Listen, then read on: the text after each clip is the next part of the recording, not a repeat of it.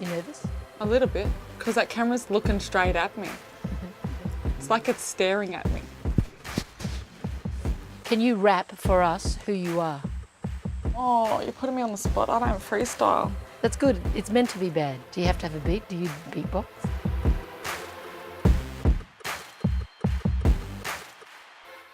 I don't freestyle ever. I'm a writer. That's the only reason why.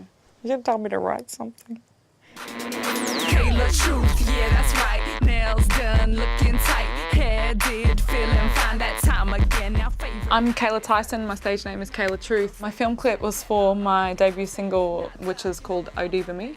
It's a very different kind of track from anything that anyone's ever heard from me before. I was in a group called Poetic Murrays, and then, I now do some stuff with Impossible Odds as a band as well, and they're quite political, conscious rap or hip hop, and I am rapping in O Diva Me, but it's highly influenced by pop and dance, and being someone who grew up listening to the Spice Girls and all that, I was really brought up in the pop era.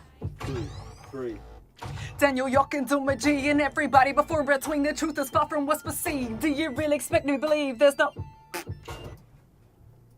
expect me to believe? Open your mouth. 1, 2, 3. Daniel Yorkin to my G and everybody before between the truth is far from what's perceived. Do you really expect me to believe there's no racism in these streets when my people are getting beat down by prejudice, and now town get locked up for making a sound or simply for just being around?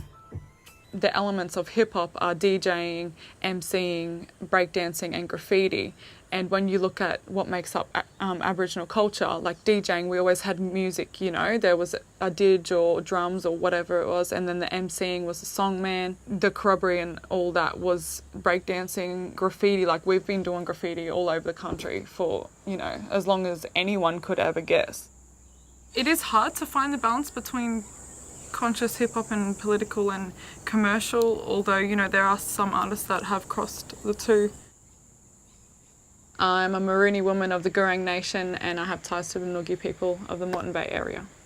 I grew up in Brisbane, more specifically just south of Brisbane, Logan. I spent most of my time in Browns Plains, did all of my schooling there. My mum really pushed us when it came to education. Also, my nan always had a lot of books in her house, as did mum. We had all of the encyclopedias, and whenever I'd go to mum and say, oh, what does this word mean? She would never tell me. She'd be like, look it up in the dictionary.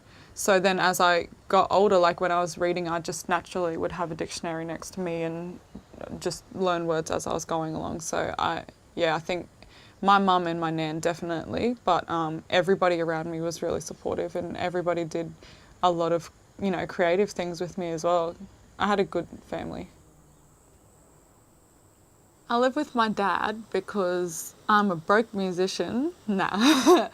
Dad and his wife Helen have been really, really supportive of me while I've been studying and while I've been trying to chase my dream. And it might look all glamorous in a film clip or whatever, but we're not rich and we're not living in mansions. I'm living with my parents. So still trying to chase the dream, There's definitely a difference between my dad's family and my mum's family. It's not until I've gotten older and in the last few years I realised that, I don't have to change to be with my white family, and I didn't ever really consciously think that I did, but I noticed that with my black family, someone would say something, I'd be like, oh, true, and then with dad's family I'd be like, oh, really, I realised that I do switch in between the worlds, and now I've kind of realised that I don't want to do that, and I've been more conscious of just being me, whether that means sometimes I might have a bit of dad's, English family influence or mum's Aboriginal family influence, so whatever it is, I'm both. Sit down. This is my family. Here, Nan, come stand here. You can be the leader. Will you stop bossing me Sorry. around? This is my family.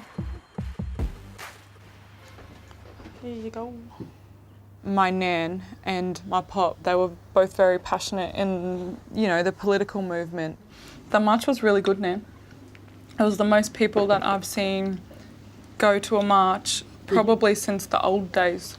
Well, it's time you kids took over anyway. I'm too old, am I? The reason why I am the way that I am now is because I've had people who, you know, led by example in standing up for what they believe is right.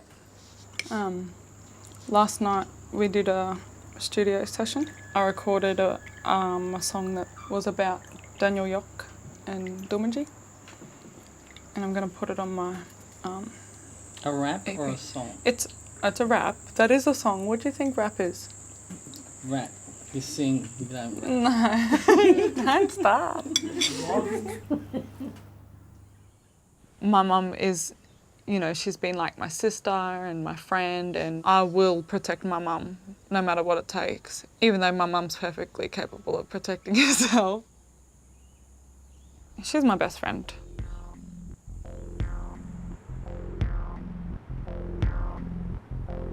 There was a time when I was 18 and we went to a pub and there was a bit of an altercation with a guy that we didn't know who was racist to mum and was swearing at her and threatened to hit her, and he stepped forward and I thought he was going to hit mum, and within, you know, a split second I reacted and I threw a glass at the guy.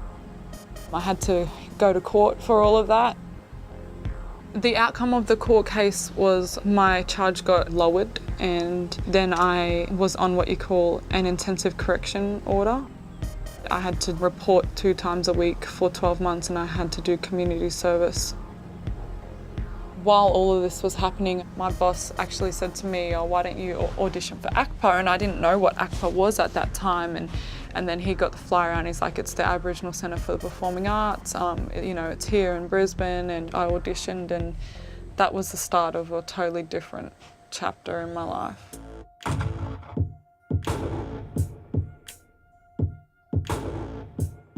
I've learnt ways with my music. I've learnt ways of dealing with that kind of stuff now, and there have been other times where I've faced racist comments or it's happened to somebody around me who means a lot to me after that incident, and instead of, you know, throwing a glass at them, I've gone and written a song about it and eventually performed it.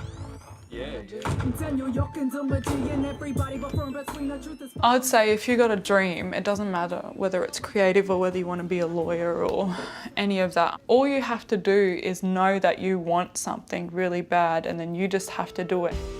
It might mean that you don't sleep because you have to go and work. That's just what you got to do. And if it means that you have to eat 2-minute noodles while you pay $5,000 for a film clip, work out if that's what you want, because that's what you got to do.